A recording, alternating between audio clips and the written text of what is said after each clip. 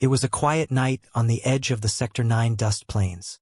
The twin moons hung low in the sky, bathing the endless fields in a soft, pale glow. The wind moved slowly across the dry grass, carrying the lonely sound of the desert, a place where nothing ever really happened. Most folks in that part of the galaxy had already gone to sleep, but one man was still awake. John Walker sat on his old wooden porch, a cup of steaming coffee in his hand. He was a rancher, a simple man who didn't ask much from life. His days were long and quiet, filled with feeding the animals, fixing fences, and keeping his small patch of land alive in a place most had forgotten. He liked it that way, no noise, no trouble, just peace. Inside his small ranch house, the lights were dim. He could hear the soft hum of machines that kept the temperature steady. In the corner room, the faint sound of slow footsteps echoed. His maid, Lyra, was finishing her chores. Lyra wasn't human. She was from the planet Varith, a small blue world several systems away. Her skin had a faint silver shine under the light, and her eyes glowed softly when she looked at him. She didn't talk much, but when she did, her voice was calm, gentle, and almost musical. Most people in the colonies didn't trust aliens, but John didn't care. To him, she was a good worker and a kind soul. That night, as he finished his coffee, a strange feeling passed through him. A chill that didn't belong to the wind. Something felt off. The air was too still, and the soft hum of the machines seemed to fade for a moment. He frowned, setting his cup down. Then he heard it, a faint metallic sound, like something scraping against steel, followed by a soft, painful whimper, came from the barn. John stood up slowly, his boots pressing against the dry wooden boards of the porch. He grabbed his flashlight and his old revolver, a habit from the old days when wild creatures still roamed the plains. The sound came again, this time sharper, closer. He moved toward the barn, his heartbeat matching the rhythm of his footsteps. The wind had stopped completely now. Everything felt frozen in time. As he reached the barn door, a soft smell of smoke and ozone hit him. Something had burned recently. John pushed the door open and froze. The flashlight beam cut through the darkness, revealing a sight that twisted his stomach. Lyra was lying on the cold floor, one leg bent at an impossible angle, her silver skin stained with streaks of blue blood that glowed faintly under the light. Her hands trembled as she tried to push herself up, but she couldn't. Her breathing was fast and shallow, like someone who had been running for their life. "Lyra!" John shouted, rushing to her side. He dropped the flashlight, letting it roll across the floor, its beam landing on a trail of glowing footprints leading back toward the open fields. He knelt beside her. "Who did this to you?" His voice cracked with fear and anger. Lyra looked up at him, her glowing eyes filled with something deeper than pain, fear. Real desperate fear. She opened her mouth, but only a whisper came out. They found me." John's heart thudded harder. Who found you?" But she didn't answer. Her eyes closed, and her breathing slowed. John gently lifted her in his arms and carried her inside the house. Her body was lighter than it looked, fragile and trembling. He laid her down on the couch and grabbed the first aid kit, his hands shaking as he tried to clean her wounds. The blood was strange. It shimmered faintly, like liquid light. For a moment he just stared at it. Whatever had cut her wasn't human-made. It looked like plasma burns, the kind made by high-energy weapons. But who would use those out here in the middle of nowhere? Outside, in the distance, he thought he saw something. A faint flash of red lights, disappearing over the hills. Could have been lightning, but there hadn't been a storm on Sector 9 for years. He locked the doors, then returned to her side. Lyra's eyes fluttered open again. She looked weak, her skin fading to a dull gray. "They will come here," she whispered. "You have to hide." John frowned. "Hide? From who? Tell me what's going on." Her lips trembled. "They're hunters, bounty soldiers. I ran from them. I thought they wouldn't find me here. I was wrong." John's breath caught in his throat. He had heard rumors, stories about alien fugitives escaping across human colonies. But he never believed them. He looked at her again, at her broken body and the faint pulse of blue light beneath her skin. "Why would anyone hunt you?" he asked softly. Lyra turned her head toward the window, where the moonlight poured in. "Because I know something they want to keep buried," she said. "Something that could change everything." Her words sent a cold wave through John. He wanted to ask more, but before he could, a deep humming sound echoed in the distance. Low, mechanical, and growing closer. John stood up, grabbed his revolver again, and stepped to the window. Far on the horizon, tiny specks of red light moved across the darkness. Ships, coming fast. He turned back to Lyra. "You're not going anywhere. Not tonight," he said firmly. "You're safe here." Lyra's eyes widened. "No, John. If they find me here, they'll kill you too."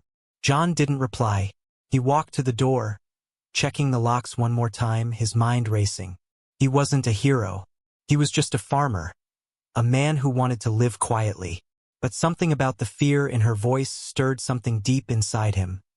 Something human, something stubborn. Outside, the wind began to howl again, dust swirling under the moons. The hum of engines grew louder. Shadows danced on the far edge of the fields. John looked up at the stars, his hand tightening around the old revolver. Who were they? And why were they after her? The night wasn't quiet anymore. It was just beginning. The engines grew louder with every passing second. John stood at the window, watching 3 red dots glide silently over the horizon. They were moving low, too low for patrol ships. The sound wasn't the usual hum of cargo drones either. It was deeper, sharper, and alive with energy. Whoever they were, they weren't friendly. He turned back to Lyra. She was trying to sit up, wincing in pain, her hand pressed against her injured leg. The faint blue glow from her blood had dimmed now, fading to a dull shimmer. "You need to rest," John said firmly. Her voice shook. "You don't understand. If they reach here, they'll destroy everything. You have to let me go." John knelt beside her. "You can barely move. I'm not letting you walk out into the night bleeding like this." Lyra looked at him with wide, frightened eyes. "You don't know what they're capable of." He met her gaze steadily. "Then tell me." For a moment she hesitated. Her breathing slowed, her eyes darting toward the window, where the faint red glow flickered across the plains. Finally, she whispered, "I wasn't just a maid." John frowned. "What do you mean?" Lyra took a shaky breath. "I was part of something called Project Eden, a secret program created by both humans and aliens. It was meant to bring peace. They were trying to build a weapon that didn't kill, a system that could end wars without bloodshed. But someone betrayed us. Someone powerful." John's eyes narrowed. "Betrayed how?" "They leaked the project data to the Syndicate," she said, her voice trembling.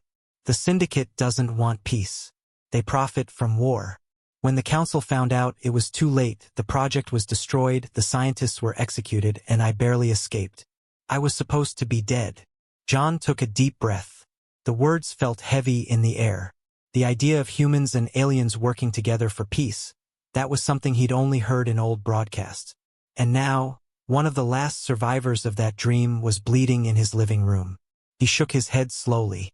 "So those ships out there, they're from the Syndicate?" She nodded weakly. "They hunt anyone who knows the truth. If they find me alive, they'll kill you too. They'll erase everything." The low hum outside grew louder. The windows rattled softly. John could see the lights getting closer now, moving across his land like wolves searching for prey. He stood up, checking his revolver again. "I don't care who they are," he said. "No one comes onto my land and hurts the people under my roof." Lyra looked at him in disbelief. "You don't understand, John. They don't fight fair. They have drones, trackers, plasma rifles. I've got fences, dirt, and an old gun," he interrupted, a grim smile crossing his face. "That'll do." Outside, a sudden flash of light split the night. A beam swept across the plains, scanning the ground. Dust rose around the ranch as the hum of engines turned into a roar. John turned off the house lights. "We're going dark," he whispered.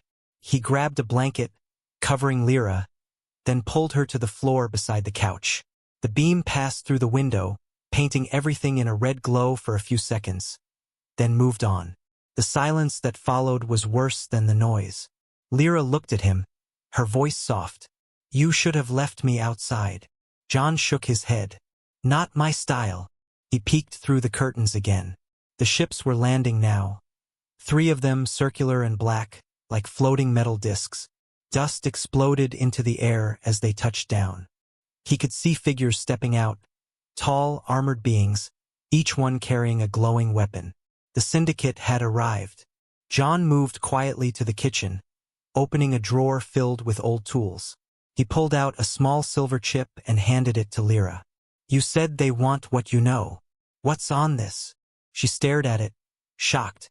"Where did you get this?" "It fell out of your pocket when I carried you in," he said simply. Lyra held the chip tightly. This is the last piece of Project Eden. It holds the code that could rebuild the system. With this, peace could still be possible." John raised an eyebrow. "And that's why they want it?" She nodded. "If they get it, they'll twist it into a weapon." The sound of footsteps outside broke their conversation. Heavy boots crunched against gravel. Then, a metallic voice spoke through a loudspeaker. "Attention, human. We're searching for a fugitive from Verith. Hand her over, and your property will remain unharmed." John's jaw clenched. He looked at Lyra. "They're talking about you." Her hands trembled. "Please, John. Don't do anything stupid." He looked down at his revolver, then back at the door. Too late for that. He turned off the last of the lights, moved to the back door, and peeked outside. 3 armored aliens stood by the barn, their helmets glowing red. They were scanning the area with small handheld devices. One of them turned toward the house. "Found something," a deep voice said. "Heat signatures inside." John's heart pounded. He glanced back at Lyra. She was clutching the chip tightly against her chest, her glowing eyes wide with fear. He knew what he had to do. "Stay down," he whispered.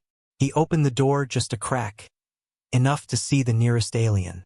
The creature's armor shimmered in the moonlight, thick and black, with sharp edges that looked almost alive.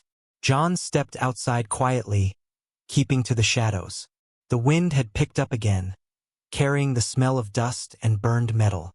One of the aliens spoke into his communicator. "Command visual confirmation on life forms. Preparing for extraction." John didn't wait. He raised his revolver and fired once. The bullet hit the alien's shoulder, sending sparks flying. The creature stumbled back with a roar, and the other 2 spun toward the sound. "Human spotted," one shouted. Blue plasma bolts shot through the air, hitting the fence posts and blowing them apart. John ducked behind a water tank, firing again. The shots echoed across the plains, lighting the night like flashes of lightning. Inside the house, Lyra struggled to move. She crawled to the window, fear gripping her heart as she saw John fighting alone. The man who once cared only for his quiet life was now risking everything for her. Tears welled in her eyes. "Why are you doing this?" she whispered to herself. Outside, John reloaded his revolver, breathing heavily. His hands shook, but his eyes were steady. "Because it's my land," he muttered. "And I don't like bullies." The aliens advanced, their glowing visors cutting through the dark. The fight had just begun. The night had turned into fire and light. Plasma bolts ripped across the open field, painting the barn walls in flashes of blue and white. The air hissed with heat as each shot burned through wood and metal. John ducked behind the old water tank, his heart hammering so hard it felt like thunder inside his chest. He was outnumbered, outgunned, and completely unprepared. But he wasn't going to run. The first alien soldier stepped forward, its armor gleaming in the moonlight, eyes glowing red through the helmet. It moved with machine-like precision, scanning the area with a glowing wrist device. "Target is armed," the alien growled. His voice sounded metallic and cold. John leaned out just enough to take aim.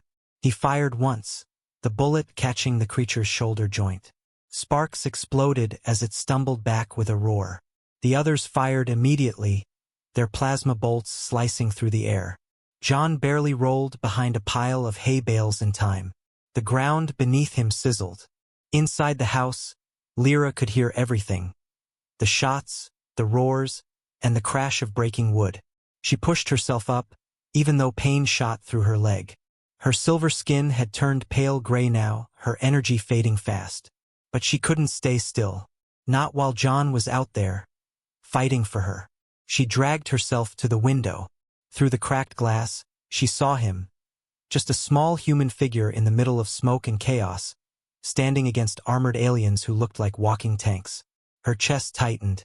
"You shouldn't have done this, John," she whispered. "You're only human."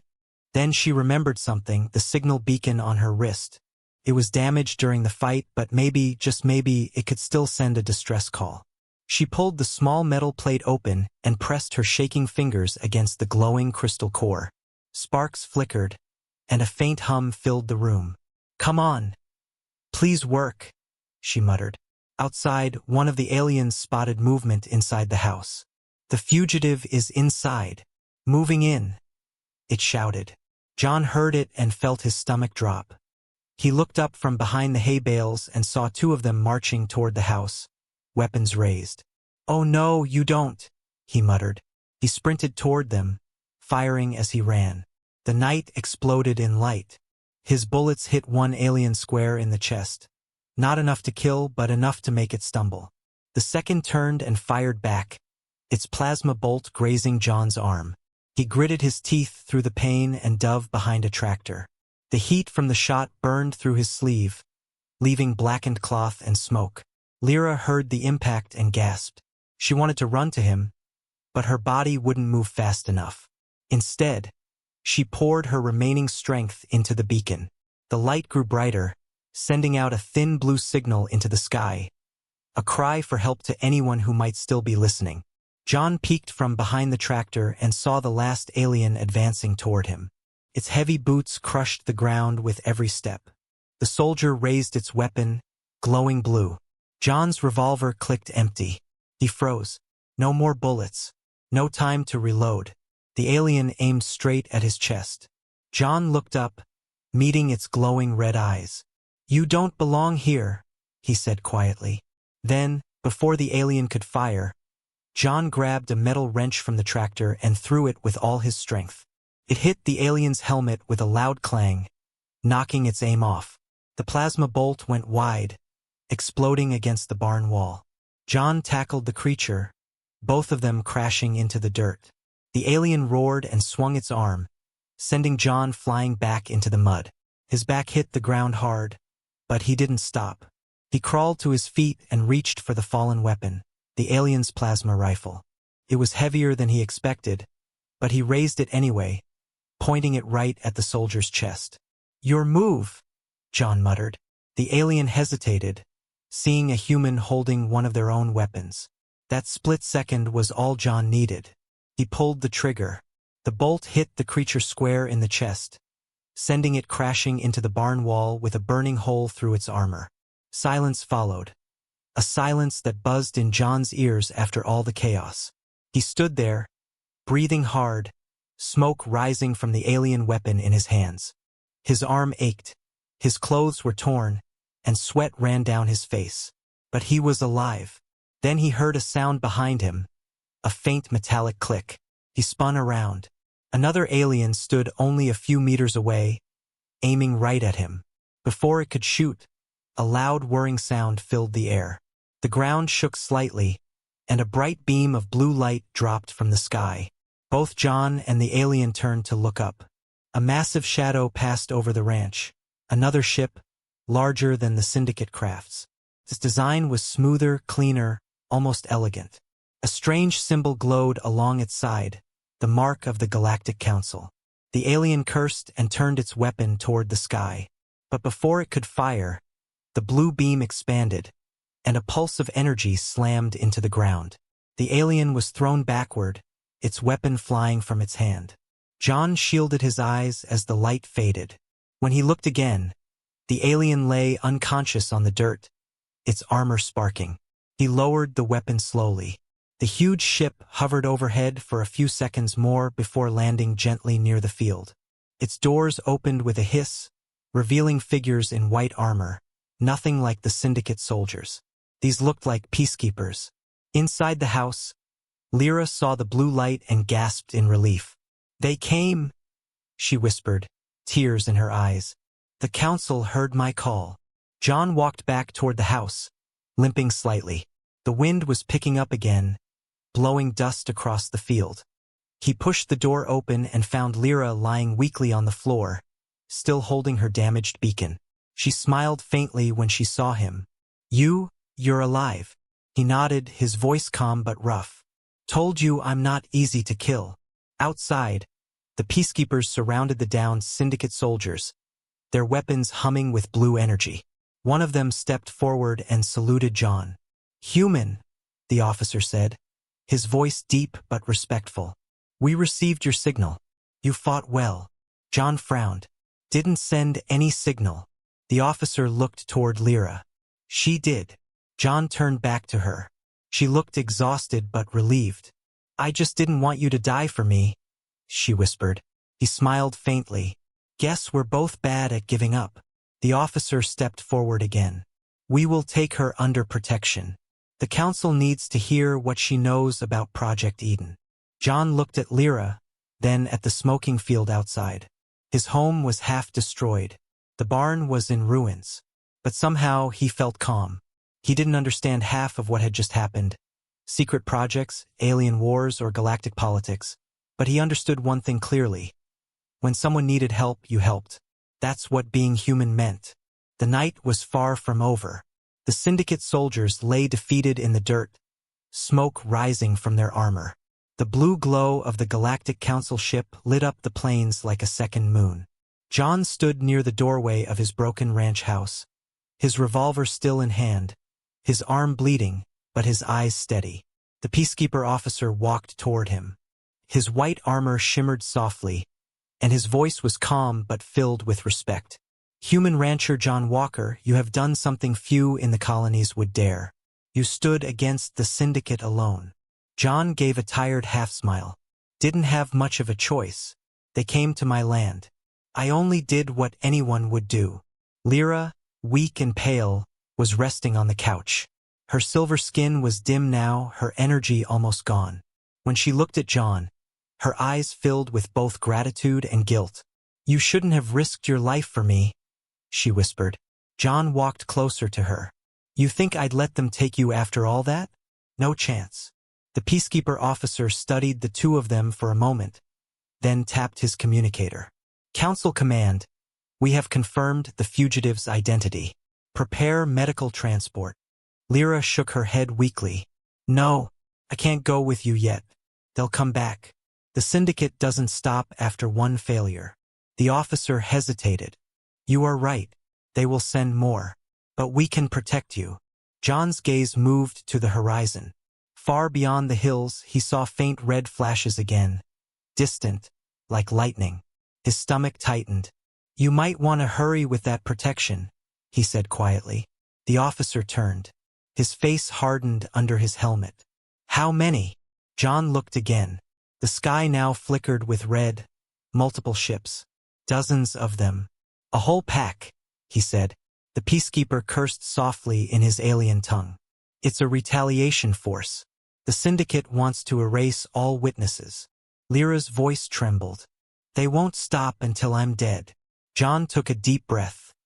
His ranch was already damaged, but he wasn't about to let it turn into ashes without a fight. He turned to the officer. "You said your ship has weapons?" The officer nodded. "Yes, but we're outnumbered 20-1. John cracked his knuckles. "Then we make the numbers count." The officer looked at him curiously. "You plan to fight?" John shrugged. "I'm already in it. Might as well finish the job." The peacekeeper smiled faintly, impressed. "Humans," he said softly, almost to himself, "always choosing honor over survival." The ground trembled as the Syndicate ships appeared overhead, blocking the moonlight. The sky turned crimson. Lyra closed her eyes, whispering something in her native language. a soft prayer for courage. "Get to cover!" the officer shouted. His troops spread out, raising their shields. Energy barriers flickered to life around the ranch. Plasma fire rained from the sky as syndicate fighters began their assault. The first explosion hit the barn, sending burning wood into the air. John grabbed Lyra's hand and pulled her behind a fallen beam. The noise was deafening. The peaceful ranch he'd built for years was now a battlefield. "Stay low," John shouted. He picked up the plasma rifle he had taken earlier and aimed at the incoming soldiers. His hands trembled slightly, but his aim was steady. He fired. Blue bolts streaked through the night, hitting one syndicate trooper square in the chest. Lyra watched in disbelief. The quiet human rancher she once thought was just a kind man now stood like a warrior, unshaken even as the world burned around him. The peacekeepers fought alongside him, returning fire with disciplined bursts. Their blue energy clashed with the syndicate's red plasma in a storm of light and smoke. "John!" the officer shouted. "We need to hold them until reinforcements arrive." 15 minutes. John reloaded the alien weapon and shouted back, "Then I guess we make it count." He moved from cover to cover, firing and ducking, shouting commands as if he'd done this all his life. When a plasma grenade landed near the door, he kicked it away just before it exploded, saving 2 peacekeepers from certain death. Lyra watched, tears in her eyes. Every second felt like a miracle, that a human farmer from nowhere could fight side by side with alien soldiers for something far bigger than himself. Then, through the chaos, she saw a shadow moving toward the back of the ranch. A syndicate assassin, cloaked and silent. His weapon was aimed straight at John's back. "John!" she screamed. He turned just as the assassin fired. Without thinking, Lyra pushed herself up, throwing her body in front of the blast. The bolt hit her square in the side, sending her crashing to the ground. "Lyra!" John yelled, rushing to her. He dropped his weapon, pulling her into his arms. The glow in her eyes was fading fast. "You shouldn't have," he whispered, his voice breaking. She smiled weakly. "You protected me. I protect you. That's what friends do." He shook his head. "No, stay with me. We're almost done here." Her hand reached up, touching his cheek. "John, the chip. Don't let them take it. Promise me." He nodded, his throat tight. "I promise." She smiled one last time.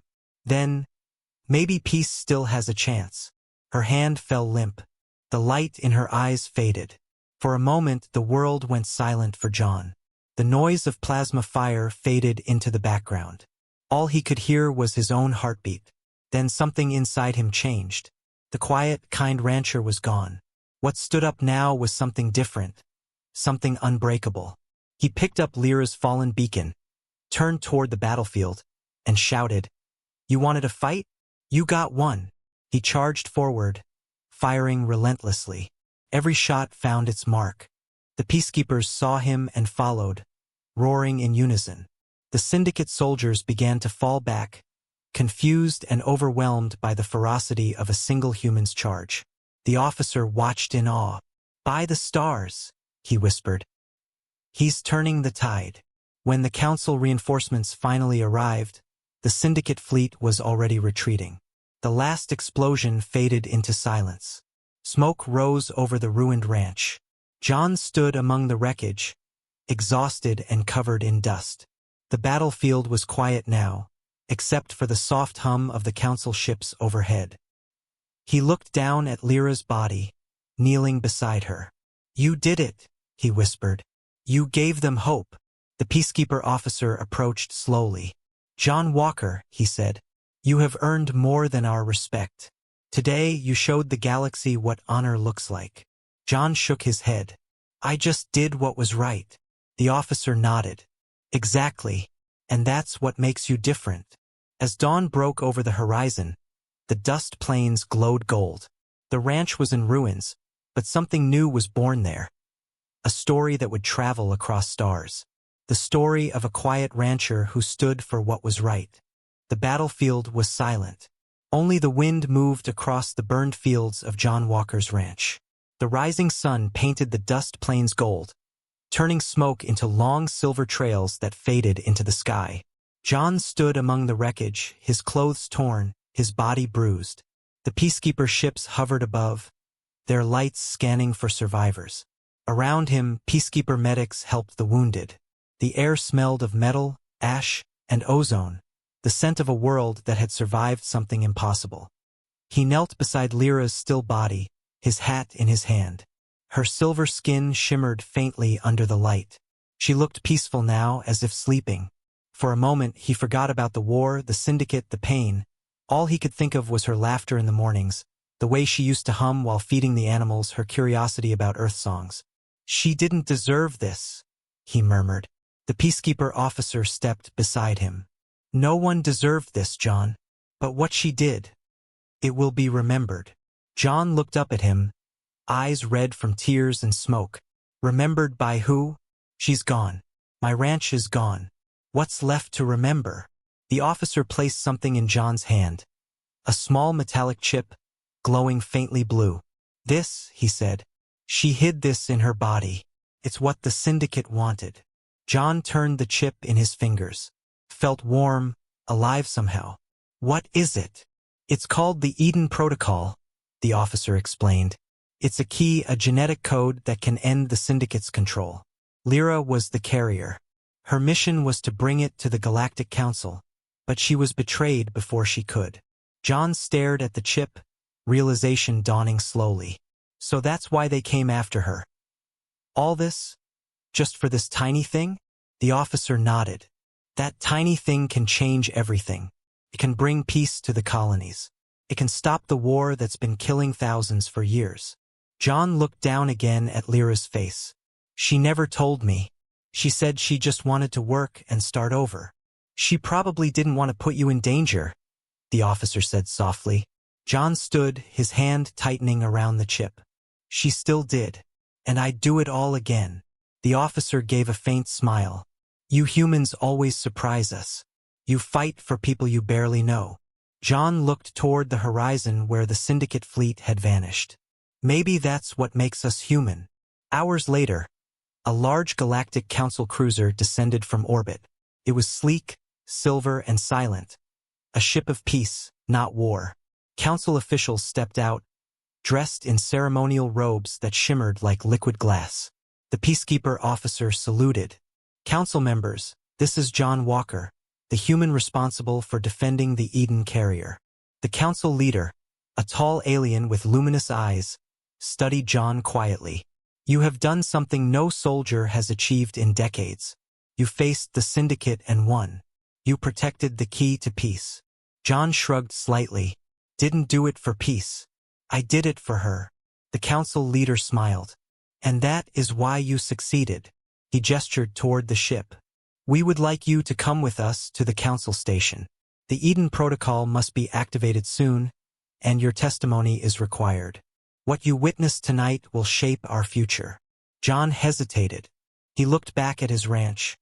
Burned, broken, silent. His animals were gone. The barn was rubble. There was nothing left to stay for, except the memories. He nodded slowly. "All right, but she comes too." The council leader bowed his head respectfully. "She will be honored." As they lifted Lyra's body gently into the ship, John followed. Inside, everything was cold metal and soft blue light. Felt strange. Too clean, too distant from the world he knew. He sat quietly in the observation deck as the ship rose through the clouds. Below him, the plains of Sector 9 faded away, shrinking into a patch of gold. He realized then, this was the last time he'd ever see home. The officer joined him, sitting across the aisle. "You know," he said, "what you did out there will echo through the stars. The council will spread your story. They'll call you the human guardian." John shook his head. "I'm no hero." The officer smiled faintly. "That's exactly what heroes always say." They sat in silence as the stars appeared one by one outside the glass. The void of space stretched endlessly before them. For the first time, John understood how small he was, a single man in a galaxy of billions. And yet, somehow, what he did mattered. He looked down at the chip in his hand. The light pulsed softly, like a heartbeat.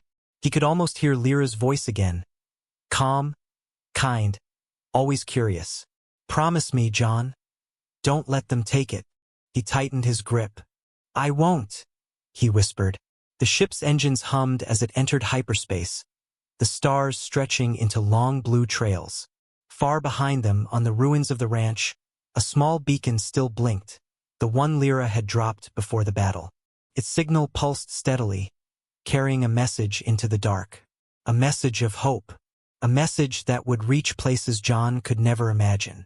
The Galactic Council station floated in silence above the shining blue world of Verith, Lyra's home planet. Its silver towers rose into the mist of orbit, glowing faintly against the starlight. John Walker stood inside the main chamber, still wearing his dusty coat and boots.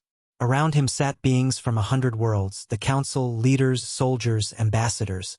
They all looked at him with quiet curiosity. He wasn't a soldier. He wasn't trained for war or politics. He was just a human rancher from a forgotten corner of space. Yet today all eyes were on him. The council leader rose slowly. John Walker of Earth, he said, his voice echoing across the chamber. You hold in your hand the Eden Protocol, a code that can change the galaxy forever. It will erase the Syndicate's control and bring freedom to millions. But to activate it, someone must link their mind and memories to it. John frowned. You mean, someone has to merge with it? The leader nodded. Yes, it requires a living will. The one who activates it will not survive the process. It is a final sacrifice. The room fell silent. John stared at the chip in his hand. The soft blue light pulsed, like it was alive, like it was calling. He looked at Lyra's body resting in the glass chamber nearby. The council had preserved her with honor, wrapped in silver light. She looked peaceful, almost alive again. John's heart ached. She carried this thing all this way. She fought, ran, and died to protect it. If someone has to finish her mission... He looked at the chip again. Then maybe it should be me. The peacekeeper officer beside him shook his head. John, you don't have to. You've already done enough. John smiled faintly. I made her a promise. She said, don't let them take it. She never said I couldn't use it. The officer stepped closer, voice low.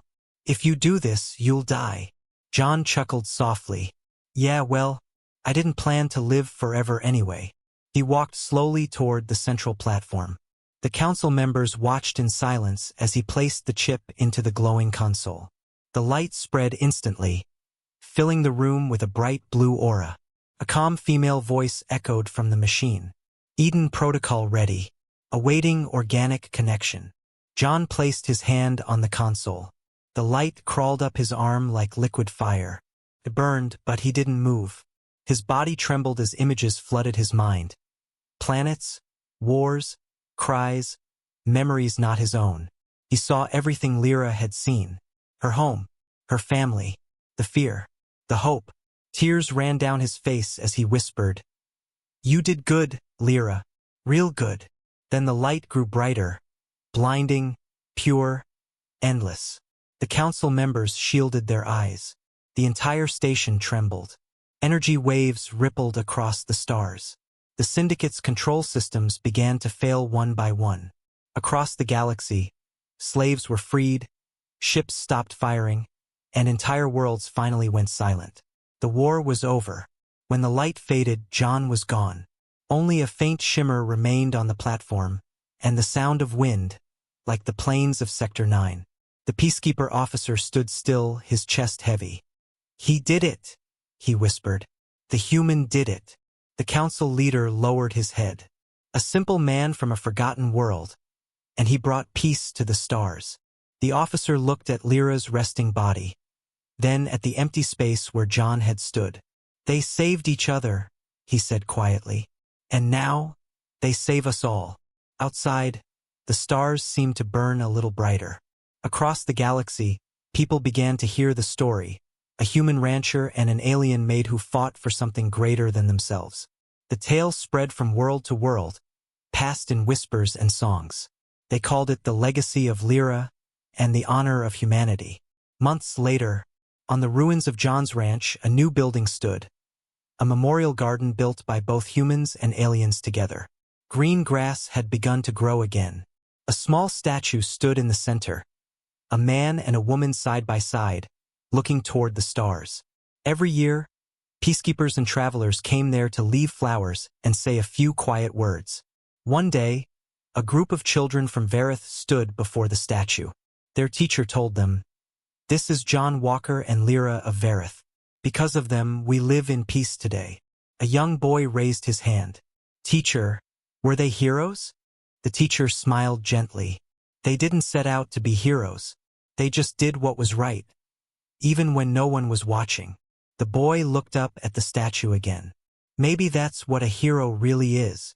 The wind passed softly over the plains, carrying with it the scent of wildflowers and the whisper of two names, John and Lyra. Somewhere in the stars, maybe their spirits were finally together, watching the world they saved. Sometimes, greatness doesn't come from power or weapons.